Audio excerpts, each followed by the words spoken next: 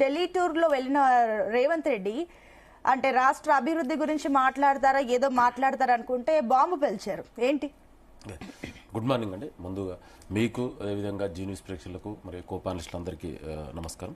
Yes definite కూడా గౌరవ ముఖ్యమంత్రి రేవంత్ రెడ్డి గారు ఢిల్లీకి వెళ్ళి తెలంగాణకు రావాల్సినటువంటి గత 10 ఏళ్లుగా తెలంగాణను పరిపాలించినటువంటి పార్టీ ఏనాడు కూడా ఆనాడు విభజన చట్టంలో ఉన్నటువంటి హామీలు అమలు చేయడం గురించి ఏనాడు కూడా పోరాడినటువంటి దాఖలాలు లేవు. ప్రత్యేకించి ఆనాడు విభజన చట్టంలో ఉన్నటువంటి హామీలైనటువంటి పాలమూరు రంగారెడ్డికి జాతీయ హోదా కానీ ఐఏఎం కానీ అదేవిధంగా ఆనాడు కాంగ్రెస్ పార్టీ ఇచ్చినటువంటి ఐటీఆర్ ప్రాజెక్టును కూడా గుజరాత్కు తీసుకుపోతే ఏనాడు కూడా ప్రశ్నించినటువంటి పార్టీ బీఆర్ఎస్ నాయకులు కేసీఆర్ గత ప్రభుత్వం. అదేవిధంగా బడ్జెట్లో కూడా అన్యాయం జరుగుతూ కూడా ఏనాడు కూడా ప్రశ్నించకుండా లోపకారి ఒప్పందం చేసుకున్నటువంటి నాయకులు గత పాలకులు. కానీ ఇవాళ గౌరవ ముఖ్యమంత్రి రేవంత్ రెడ్డి గారు తెలంగాణ రాష్ట్ర ప్రయోజనాలే ముఖ్యం కాబట్టి ఇవాళ ఒక ప్రధానిని కలిసి తెలంగాణకు రావాల్సినటువంటి మొన్న బడ్జెట్లో కూడా తెలంగాణకు అన్యాయం జరిగింది. గతంలో ఉన్నటువంటి విభజన చట్టంలోని హామీలను అమలు చేయలేదు. తెలంగాణ ఒక ప్రాజెక్టు కూడా జాతీయ హోదా ఇవ్వలేదు. అదేవిధంగా ఇవాళ ప్రభుత్వం చాలా ప్రతిష్టాత్మకంగా తీసుకున్నటువంటి ప్రాజెక్టులు మెట్రో విస్తరణ కానీ అదేవిధంగా మూసీ నది రీజనవేషన్ కానీ అదేవిధంగా రీజనల్ రింగ్ రోడ్కు అదేవిధంగా తెలంగాణ ఒక ల్యాండ్ లార్డ్ స్టేటు. సో ల్యాండ్ లాక్ స్టేట్ కాబట్టి ఒక డ్రై పోర్ట్ అవసరం ఉంది. మరి ఇట్లాంటి దానికి అదేవిధంగా దీనికి డబ్బులు కేటాయించి బడ్జెట్ లో కూడా సవరణలో మళ్ళా తెలంగాణకు ఇవ్వాలనే బడ్జెట్ కేటాయింపులు జరగాలనే ఉద్దేశంతో గౌరవ ముఖ్యమంత్రి రేవంత్ రెడ్డి గారు వెళ్లి ప్రధానమంత్రిని కలిశారు. ఇవాళ ఆనాడు ఏమనుకుర్రు, తెలంగాణ నుంచి 8 మంది బీజేపీ ఎంపీలు కనీసం 2 కేంద్ర మంత్రులు వాళ్ళు కొట్లాడి తెలంగాణ ప్రాంత ప్రయోజనాలు కాపాడతారనుకుంటే వాళ్ళు ఎక్కడ కూడా ఇవాళ మాట్లాడినటువంటి సందర్భం మనకు చాలా స్పష్టంగా కనబడుతుంది. సో డెఫినెట్ కూడా ముఖ్యమంత్రి హోదాలో ప్రధానమంత్రిని కలవకుంటే ఎవరిని కలుస్తారండి? ఈ దేశ రాజధానికి ఢిల్లీకి పోకపోతే ఎక్కడ పోతారండి? అంటే మాట్లాడే వాళ్ళు ఢిల్లీకి పోతున్నారు, ఢిల్లీకి పోకపోతే ఎక్కడ పోతారు? ఇది దేశ రాజధాని. మనం ఏమైనా వేరే రాష్ట్రంలో ఉన్నా వేరే దేశంలో ఉన్నావా? ఈ దేశంలో ఉన్నాం కదా. ఈ దేశ ప్రధాని కలవకపోతే ఎవరిని కలుస్తారండి? ఇది దాని మీద కూడా అవాక్కులు. ఎందుకంటే గత 10 ఏళ్ల వాళ్ళు ఏనాడు కూడా ప్రశ్నించినటువంటి సందర్భం మనకు ఎక్కడా లేదు. ఇక అదే విధంగా డెఫినెట్ కూడా ముఖ్యమంత్రి గారు ప్రధానమంత్రి కలిసి వచ్చిన తర్వాత డెఫినెట్ కూడా పత్రకారులు అడుగుతారు. డెఫినెట్ దానికి అనుగుణంగానే ప్రత్యేకించి తెలంగాణలో జరుగుతున్నటువంటి అవినీతి 10 ఏళ్లుగా జరిగినటువంటి అవినీతి అక్రమాలపై ఇవాళ ఎంక్వైరీ నడుస్తుంది. ఇవాళ ప్రత్యేకించి చాలా కేసులలో ఇవాళ ల్యాండ్ మాఫియా నుంచి మొదలు పెడితే sand mafia, liquor scam, telephone topping, గొర్రెల స్కాము, చేపల స్కాము, కాళేశ్వరుల అవినీతి, ఫార్ములా ఈ రేసుల అవినీతి ఇవన్నీ కూడా ఇవాళ ప్రజాప్రభుత్వం ఎంక్వైరీ చేస్తుంది.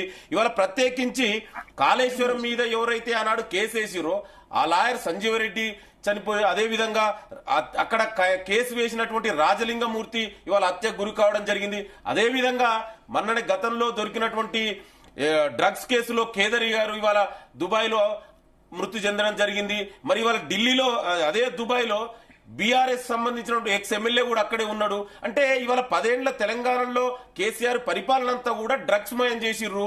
ఇవాళ మనం చూసాం తెలంగాణలో ఏ విధంగా టానిక్ అనే విదేశీ మద్యాన్ని కూడా తీసుకొచ్చి సన్బర్గ్ అనే కార్యక్రమాన్ని తీసుకొచ్చి దానికి కేటీఆర్ బ్రాండ్ అంబాసిడర్ గా 10 ఏళ్లు ఉన్నాడు. సో అందుకే ఇవాళ ఆయన మీద ఎంక్వైరీ జరుగుతుంటే ఇవాళ ఈ ఎంక్వైరీ నుంచి కూడా కాపాడుతుంది కూడా బీజేపీ, ఈ బీఆర్ఎస్ నాయకులని. ప్రత్యేకించి టెలిఫోన్ టాపింగ్ లో ఇవాళ ప్రభాకర్ రావు గారు ఆనాడు టెలిఫోన్ టాపింగ్ లో ప్రధానంగా ఉన్నటువంటి వ్యక్తి, అతను చేపించినటువంటి వ్యక్తి గత పాలకులు కేసీఆర్, కేటీఆర్.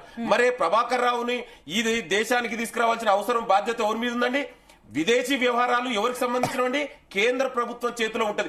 ఆ మాత్రం కూడా తెలియకుండా రాష్ట్ర ప్రభుత్వం ఎట్లా తీసుకొస్తుందండి? ఇవాళ కేంద్రం తీసుకొస్తే ప్రభాకర్ రావు డెఫినెట్ కూడా ఎంక్వైరీ నడుస్తుంది. దీని అనుకున్నటువంటి పెద్దలైనటువంటి కేటీఆర్ ఇంకా హరీష్ రావా ఎవరైనా ఉన్నా కూడా డెఫినెట్ కూడా ఎంక్వైరీ చేస్తాం, చట్ట ప్రకారం చేస్తాం. ఇవాళ దానికి కూడా కొంతమంది ప్రశ్నిస్తారు, మీరు ఇంకెందుకు అరెస్ట్ చేస్తారు అంటే మీరు 10 ఏళ్లలో చేసింది ఇవాళ బీజేపీ దేశవ్యాప్తంగా ఈడీలని, సిబిఐని, ఐటీలను తీసుకొచ్చి ఎట్లా ప్రాంతీయ పార్టీలను, ప్రతిపక్ష నాయకులని, మాట వినని నాయకులను ఎట్లా అరెస్ట్ చేసినా మనం చూసాము.